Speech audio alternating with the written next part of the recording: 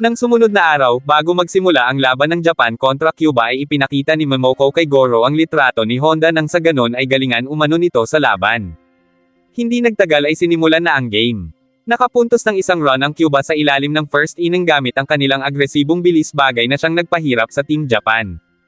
Gayunpaman, ginawa pa rin ng mga ito ang lahat ng kanilang makakaya, lalo na si Toshi na nakapagpa-out ng kalaban. Nagpatuloy pa ang laro at pinapanood yun ni Miho mula sa malayo nang sa ganon ay hindi mawala sa focus ang kanyang kapatid. Hindi nagtagal, sa itaas ng ikapitong inning sa wakas ay nakabawi ang Japan at nailamang ang score sa laro. Sa ilalim ng 8th inning, pinapasok na ng coach si Goro kaya agad itong ipinag-cheer ni Momoko. Subalit nainis ito nang makita na hindi man lang nag-cheer si Shingo gayong ang kuya na nito ang magpipitch kaya pinagsabihan niya ito.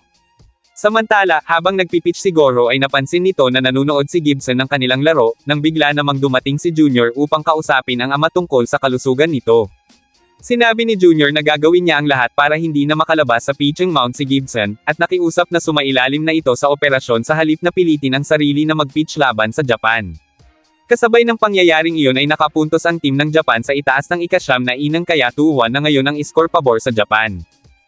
Hindi nakinig si Gibson sa pakiusap ng kanyang anak at sinabing tutupadin lang niya ang pangako na binitawan niya kay Goro, sapagkat iyon umano ang bagay na kinakailangan niyang gawin at tapusin.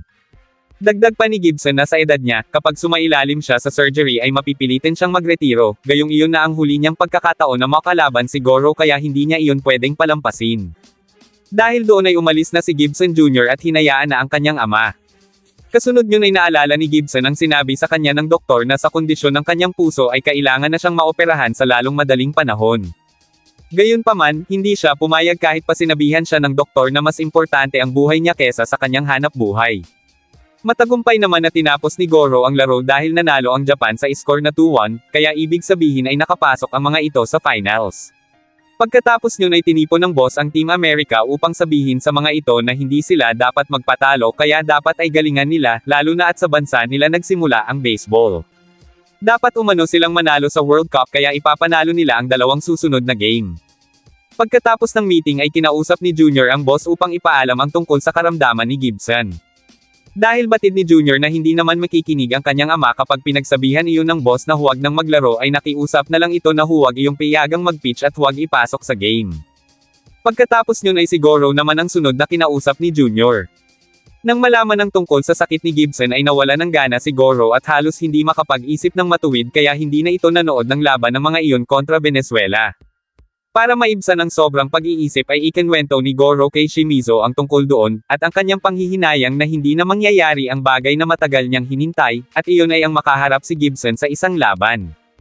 Kasabay ng pangyayaring iyon ay nagaganap naman ang ikalawang semifinal na laban sa pagitan ng Venezuela at USA, kung saan nakapagtala ang koponan ng Venezuela ng 2 run sa ibaba ng ika-4 na inning.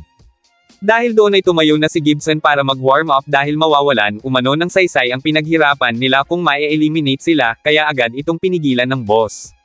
Pinayuhan naman ni Shimizu si Goro dahil alam umano nito kung ano ang mga pinagdaanan ni Goro.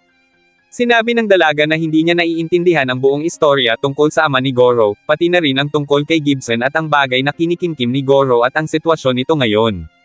Pero kung maipapakita umano ni Goro kay Gibson kung gaano kalayo na ang narating nito ay sapat na yun, kahit hindi iyon ang mithiin na gaya ng iniisip ni Goro pero hindi lang umano iyon ang dapat na maging hangarin ni Goro. Dahil sa mga sinabing iyon ni Shimizu ay naliwanagan si Goro kaya nagpasalamat ito sa dalaga at saka nagmadaling umalis para pumunta sa stadium at panoorin ang laban ng susunod na team na dudurugin umano nila sa finals. Pagkarating sa stadium ay hindi makapaniwala si Goro nang makita na wala pang score ang Amerika, at iyon ay dahil hindi sineseryoso ng Team America ang World Cup kaya pumasok si Gibson sa field at tinanong ang mga miyembro kung talaga bang naroon ang mga ito para manalo.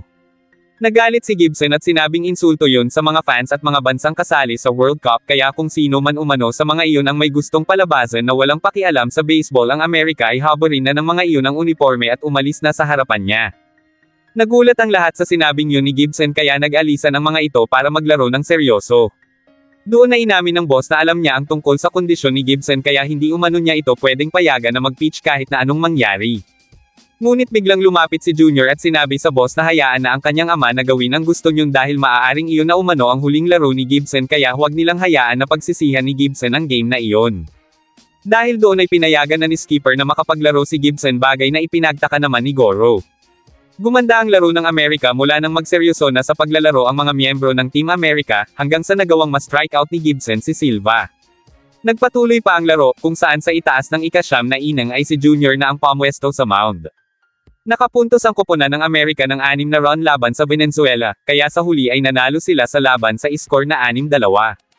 Kinagabihan naman pagka-uwi ay kinausap ni Skipper si Gibson upang ipaalam dito kung sino ang itatalaga niyang pitcher sa darating na laban nila sa finals. Hindi umano makakapayag si Skipper na tumapak si Gibson sa mound, sapagkat ayaw nila na makita itong mawala ng malay o bawian ng buhay habang nagpipitch. Ipinangako na lang ni Skipper na dadalhin nila ang fighting spirit ni Gibson at ipapanalo nila ang huling laban at iuuwi nila ang kampyonato. Kinabukasan, pagkatapos ng practice ni Goro at Toshi ay dumating si Momoko para iabot kay Goro ang 2 bola na pinapipirmahan ni Shingo kina Kyoshiro at Itaw. Pero bago iyon ay ipinaalam muna ni Momoko kay Goro na ayaw sumali ni Shingo sa Little League dahil mas gusto niyo ng pagdodrawing at pagbabasa ng libro kesa sa sports. Maya-maya pa ay pinuntahan na ni Goro si Shingo sa kwarto upang ibigay ang pinapirmahan nitong bola, at pagkatapos ay niyayan niya ito na lumabas muna. Isinama ni Goro ang kanyang kapatid sa isang amusement park para makapag-bonding at makapagsaya silang dalawa. Kinahapunan, napag-usapan ng magkapatid ang tungkol sa pag-alis ni Shingo sa larong baseball. Inamin ng bata na umalis siya dahil hindi naman siya kasing galing ng kuya at papa nila sa paglalaro ng baseball. Dahil doon ay hinikayat ni Goro ang kapatid na gawin lang kung ano ang bagay na magpapasaya dito. Pagkatapos nyo na inihatid na niya si Shingo sa hotel, pero nang paalis na si Goro ay ibinalita rito ni Shigino na na-hospital si Gibson matapos iyong mahimatay habang nagpa-practice kanina. Mabilis na kumalat sa media ang tungkol sa nangyari kay Gibson, pero pinagtakpan ni Skipper ang totoong kalagayan yun at pinalabas na nahilo lang iyon habang nagpa-practice. Kasabay nyo na'y kinakausap naman ni Junior ang kanyang ama upang ipaalam na hindi ito makakapaglaro bukas sa laban, sapagkat kailangan itong maoperahan sa loob ng 1 linggo. Kinagabihan ay hiniling ni Gibson sa kanyang anak na makausap si Goro, na ng mga oras na iyon ay kasalukuyang hinaharang ng security guard dahil tanging may mga permit lang umano ang pinapayagang makapasok. Pagkadating ni Junior sa entrance ay pinahintulutan nitong makapasok si Goro at sinabing gusto iyong makausap ng kanyang ama. Dumiretso si Goro sa silid ni Gibson, at doon ay sinabi nito na hindi na siya magtatagal, bagay na labis na ikinagulat ni Goro, kaya bago umano siya mawala ay gusto niyang ikwento ang mga nangyari sa buhay niya simula nang mapatay niya si Honda. Laking gulat ni Goro nang malaman ang tungkol sa pagkamatay ng mag-ina ni Gibson, at simula noon ay bumalik na ito sa Amerika. Pero bago iyon ay dumalaw muna ito sa puntod ni Honda kasama si Kusakabe, at doon ito nakasalubong si Momoko. Hindi makapaniwala noon si Gibson na hindi man lang nagalit sa kanya si Momoko sa kabila ng nagawa niya, pero sinabi ni Momoko na naniniwala siya sa lahat ng sinabi ni Gibson na aksidente ang lahat ng nangyari. Dahil doon ay pilit na inialok ni Gibson na tanggapin ni Momoko ang perang nais niyang ibigay bilang paghingi ng tawad, subalit tinanggihan yun ni Momoko, bagkos ay hiniling na lang na magpatuloy si Gibson sa paglalaro hanggang sa lumaki at magbinata si Goro, para makagawa umano iyon ng pitch na pwede niyong ipagmalaki kay Honda. Iyon ang dahilan kung bakit ipinagpatuloy ni Gibson ang nasimulan niya sa larangan ng baseball, pero ngayong malapit niya nang magawa ang dapat ay hindi pa rin niya natapos at natupad ang matagal niya nang ipinangako kina Goro. Gayunpaman, sinabi ni Goro na okay lang kung hindi iyon natupad ni Gibson dahil kung tutuusin ay higit pa umano ang mga nagawa ni Gibson para tuparin ang mga ipinangako nito sa kanilang mag-ina. Ang dapat na lang umano nitong gawin ay ang panoorin sila ni Junior sa laban pagdating sa finals. Ikinwento ni Goro ang lahat kay Toshi, at pagkatapos nyon ay nakiusap si Toshi na ipabigay ni Goro kay Shimizu ang isang liham para kay Miho. Pagkabigay ni Shimizu ng sulat sa kapatid ni Toshi ay biglang nagdatingan na roon sina Muta, Yamane, at Obayashi upang manood ng laban ni Goro. Sinabi ni Obayashi na hindi nakasama si Kimori dahil meron umano iyong baseball practice.